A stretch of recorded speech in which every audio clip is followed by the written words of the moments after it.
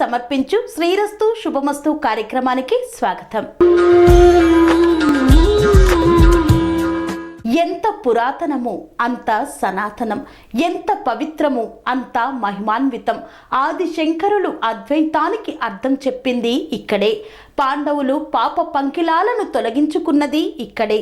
అందరూ అన్ని చోట్ల జీవించాలని ప్రయత్నిస్తారు, ఇక్కడ మాత్రం జీవన్ముక్తి పొందాలని తప్పిస్తారు.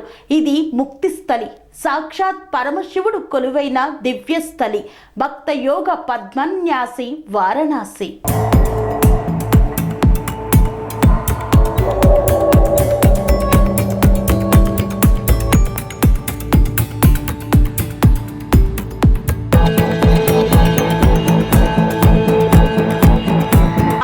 ఆజ్ఞ లేనిదే అధర్మబద్ధంగా వ్యవహరించి దైవానికి ఇష్టం లేని పనులు చేసిన వారికి మాత్రం కాశీ ప్రవేశం దక్కదని చెబుతారు. తానుండే నగరంలోకి ఎవరిని అనుమతించాలో సాక్షాత్తు విశ్వేశ్వరుడే నిర్ణయించి వారణాసిలో ఉన్న విఘ్నేశ్వరుడికి చెబుతాడు. విఘ్నేశ్వరుడి ఆజ్ఞను విశ్వేశ్వరుడు అనుసరిస్తూ కాశీలో ఉత్తములను మాత్రమే అనుమతిస్తూ ఉంటాడన్నది నమ్మకం. కాశీపురానికి సమానమైన పుణ్యస్థలం, గాయత్రి మంత్రంతో సరితూగే మంత్రం. కాశీపురానికి సమానమైన పుణ్యస్థలం ఇక్కడి విశ్వేశ్వర లింగానికి సాటి వచ్చే శివస్వరూపం ఏదీ లేదు అన్నది యథార్థం. కాశీని విశ్వేశ్వరుడు ఎప్పుడూ విడిచిపెట్టి ఉండడు కాబట్టి దీనికి అవిముక్త క్షేత్రం అని పేరొచ్చింది. కపిల మహర్షి శాపానికి గురైన తన పూర్వీకులందరినీ ఉత్తమ గతులు కల్పించటానికి భగీరథుడు ఎంతో కష్టపడి స్వర్గలోకాల నుండి గంగను భువికి దించి కాశీలో ఉన్న మణికర్ణికలో విడిచిపెట్టాడు. ఆనాటి నుండి ఈ నగరానికి మరింత పవిత్రత వచ్చింది. ఈ నగరానికి ఉత్తర దక్షిణ దిక్కుల్లో వరుణ, ఆసి అనే నదులు ప్రవహిస్తున్నాయి. ఆసి నదిలో స్నానం చేసిన వారికి దోషాలు నశించేలా, వారుణ నదిలో స్నానం చేసిన వారికి విఘ్నాలు తొలగేలా దేవతలు వరమిచ్చారు. ఆ రెండు పుణ్య నదులున్న ప్రదేశం కాబట్టి ఇది వారణాసి అనే పేరుతోనూ ప్రసిద్ధి పొందింది.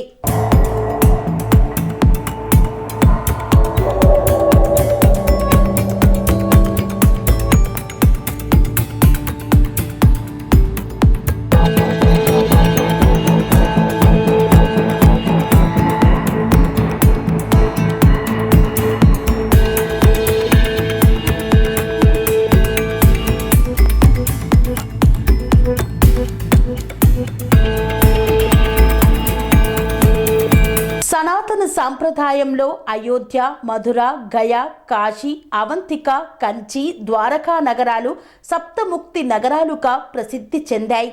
వీటిలో కాశీ విశిష్టమైంది. బౌద్ధులకు, జైనులకు కూడా ఇది పుణ్యక్షేత్రం. అష్టాదశ శక్తి పీఠాలలో కాశీ కూడా ఒకటి. దక్ష యజ్ఞంలో ఆత్మతర్పణం చేసిన సతీదేవి చెవిపోగుపడిన చోటనే విశాలాక్షి మందిరం నిర్మితమైంది అంటారు. కురుక్షేత్ర యుద్ధం తర్వాత పాండవులు దాయాదులను చంపిన పాపం పోయేందుకు సప్తముక్తి పురాలలో ఒకటైన కాశీ పట్టణానికే సాధనకు వెళ్లారు. తొలినాళ్ల నుండి కాశీకి జ్ఞాననిధిగా గుర్తింపు ఉంది. ఈ కారణం చేతనే ఆదిశంకరులు తన బ్రహ్మసూత్ర భాష్యాన్ని, భజగోవింద స్తోత్రాన్ని కాశీలో రచించాడంటారు. ద్వాదశ జ్యోతిర్లింగాలలో ఒకటైన కాశీ విశ్వేశ్వర దర్శనం ఇతర లింగాల దర్శనం కంటే అధిక ఫలప్రదమని భక్తుల యొక్క విశ్వాసం.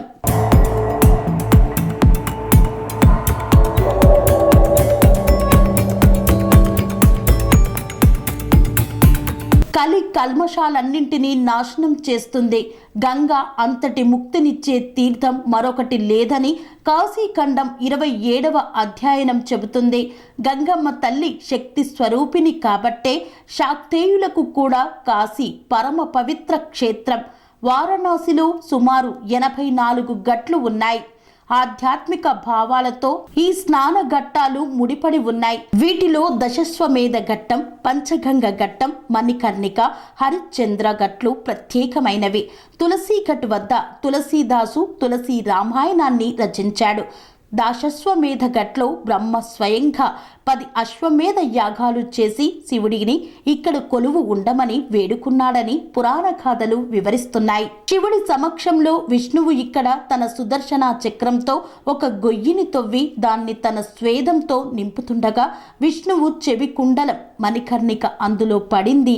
అదే మణికర్ణిక ఘట్టని చెబుతారు. ఇక్కడ పెద్ద ఎత్తున దహన సంస్కారాలు జరుగుతుంటాయి. అందుకే మణికర్ణిక ఘట్ను మహాశ్మశానమని కూడా పేరుంది. ఇక్కడ మరణిస్తున్న వారి చెవిలో పరమశివుడు తారక మంత్రం ఉపదేశిస్తుంటాడన్నది విశ్వాసం. ఈ ఘట్లో మిట్ట మధ్యాహ్నం మణికర్ణిక స్థావం చదువుకొని స్నానం చేస్తే చాలా పుణ్యం వస్తుందని ఆది శంకరాచార్యుల శివానందలహరి పేర్కొంటోంది.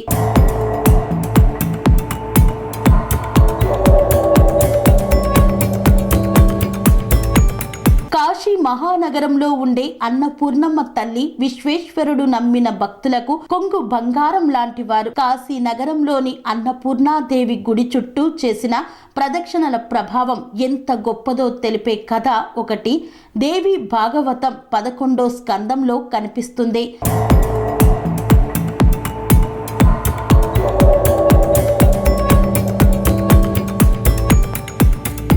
పూర్వం హిమాలయ పర్వతాల్లో ఒక చక్రవాక పక్షి ఉండేది. అది రోజు ఆహారం కోసం కాశీ నగరానికి వచ్చి చేరేది. అన్నపూర్ణాదేవి మందిరం చుట్టూ పడి ఉన్న మెతుకులను తింటూ పొట్ట నింపుకునేది. ఇలా మెతుకులను ఏరి తినే క్రమంలో దానికి తెలియకుండానే అది గుడి చుట్టూ ప్రదక్షిణలు చేసేది. కాలాంతరంలో ఆ చక్రవాక పక్షి ఆయువు తీరి మరణించింది. ఇతర పక్షులలాగా మరణాంతరం కూడా నరక యాతనలేవి పడకుండా నేరుగా అది స్వర్గానికి చేరుకుంది. 2 కల్పాల పాటు స్వర్గంలో ఆ పక్షి సకల భోగాలను అనుభవించింది. ఆ తర్వాత భూలోకంలో ఓ రాజుగారి ఇంట మగ శిశువుగా ఆ చక్రవాక పక్షి జన్మించింది. శ్రీ అవధూతాశ్రమము బోధానంద సత్యారామూర్తి ఆర్యుల గోసేవాశ్రమము మరియు వృద్ధాశ్రమము పడాల.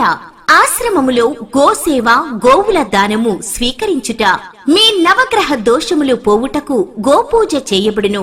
మూలికా వైద్యము గోపంచగవ్య వైద్యము చేయబడును. యంత్రములు తావీదులు ఇవ్వబడును. శాంతి హోమములు చేయబడును.